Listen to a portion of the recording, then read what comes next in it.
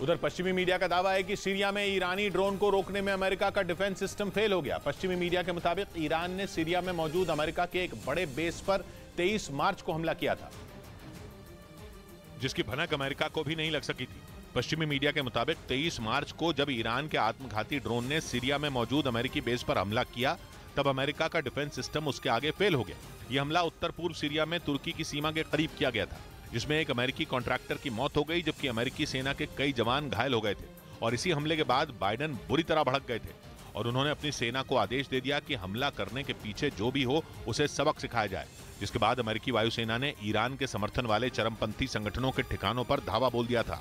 और अमेरिका ने आरोप लगाया था कि उसके ठिकाने पर हमले के पीछे ईरान की फौज IRCG यानी इस्लामिक रिवॉल्यूशनरी गार्ड कोर का ही हाथ था, जिसने सीरिया में चरमपंथी संगठन को ईरान के खतरनाक ड्रोन से लैस किया। और ईरान के ऐसे ही ड्रोन से उसके बेस पर हमला किया गया था, जिसके बाद अमेरिका ने 24 मार्च को सीरिया में चरमपंथी लड़ाकों पर एक बड़ी एयर स्ट्राइक की थी। अमेरिका ने दावा किया था कि उसके हमले में ईरान के समर्थन वाले चरमपंथी लड़ाकों को भारी नुकसान पहुंचा। हालांकि बाद में ईरान की तरफ से भी ये चेतावनी दी गई कि अब अगर सीरिया में उसके समर्थन वाले चरमपंथी लड़ाकों के ठिकानों पर फिर हमला किया गया तो वो इसका करारा जवाब देगा।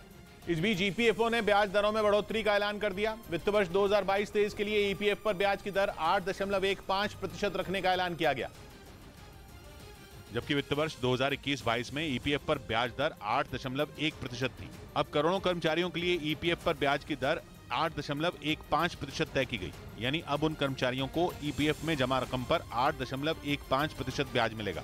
उधर यूक्रेन ने कीव में रूस के ड्रोन हमले को नाकाम करने का दावा किया। यूक्रेन की सेना के मुताबिक एयर डिफेंस सिस्टम ने कीव के आसमान में रूसी ड्रोन को मार गिराया, जिसका मलबा जमीन पर गिरने के बाद करीब 2000 वर्ग फीट के इलाके में आग लग गई, जिसमें एक दुकान पूरी तरह जल गई। गनीमत यह रही कि इससे किसी की जान नहीं गई। कीव में तैनात सैन्य अधिकारियों ने दावा किया कि रूस ने कीव और उसके आसपास के इलाकों के लिए कुल 12 ड्रोन लॉन्च किए थे, लेकिन एयर डिफेंस सिस्टम ने सबको नष्ट कर दिया। यूक्रेन की सेना के मुताबिक रूस की ओर से लॉन्च किए गए ड्रोन ईरान में बनाए गए शाहिद ड्रोन थे।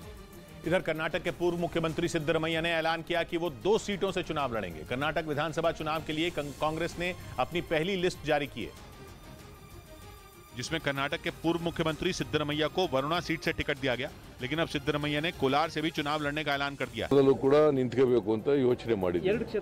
यानी सिद्धरमैया 2 जगह से चुनाव लड़ना चाहते हैं। कोलार सीट का नाम इन दिनों सुर्खियों में है, क्योंकि 2019 में राहुल गांधी ने यहीं पर प्रधानमंत्री के सरनेम वाला बयान दिया था।